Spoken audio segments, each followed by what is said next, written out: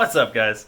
So I want to talk about the Epic Game Store. Now, everybody is kind of mad at the Epic Game Store in the Steam community right now, and that's because there is a perception that they are essentially stealing titles from Steam.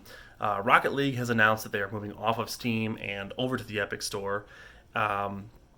And where Steam users will still have access to their game, they're not necessarily going to get the benefits of actually being on a native platform, such as updates and new content, stuff like that. That's all going to be exclusively for the Epic Store users. Similarly, Gearbox has announced that Borderlands 3 is going to remain an exclusive on the Epic Store as well.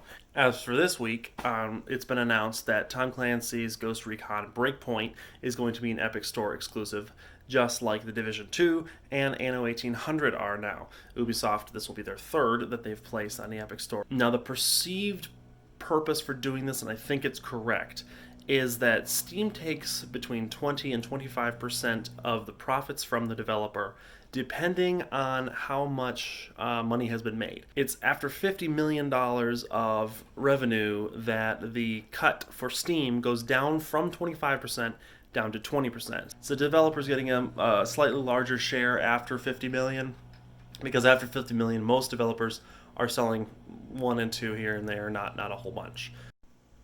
Now, Epic is only taking 12%. Not 12% after a certain amount of sales, not 12% if you sell so many, 12%.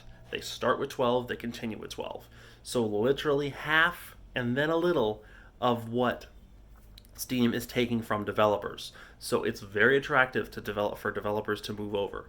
Now, Epic has said, and I think they said this just kind of as a poke at Steam because they know it's not going to happen, that if Steam matches what they're giving developers, that 88% of profit up front, then they'll stop poaching. The fact is that Blizzard has their own launcher, Origin has their own launcher, GOG has their own launcher, the Epic Store obviously exists, and there's several more that I'm forgetting. But there are so many launchers, and Steam is still top of the stack, the big dog in the arena. So really what Epic is doing is just kind of shoving in and making their place among, the smaller launchers. But they're doing it a little more effectively. Origin is exclusively EA games. EA owns Origin, and it's just what they launch with. Same with Blizzard. Same with GOG.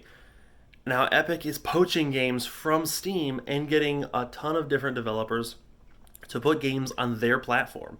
And this is a real threat to Steam. If Steam's not getting the newer games, they've got a backlog of thousands and thousands of games, which the Epic Store does not have. But if they're not getting the newest titles, if they're not getting the titles that everyone is extremely excited about, then this is going to start hurting their bottom line. So Epic has said, hey, maybe if you guys only take 12% instead of 25%, we'll stop poaching from you. They're not going to do it until it actually starts hurting them. And who knows, in the very near future, it may start hurting them. We don't know yet. So you know where the subscribe button is if you like what you're seeing here. Hit that little bell next to it if you want to be notified when I put up another video. And until then, I'll see you guys in the next one. Have a good day.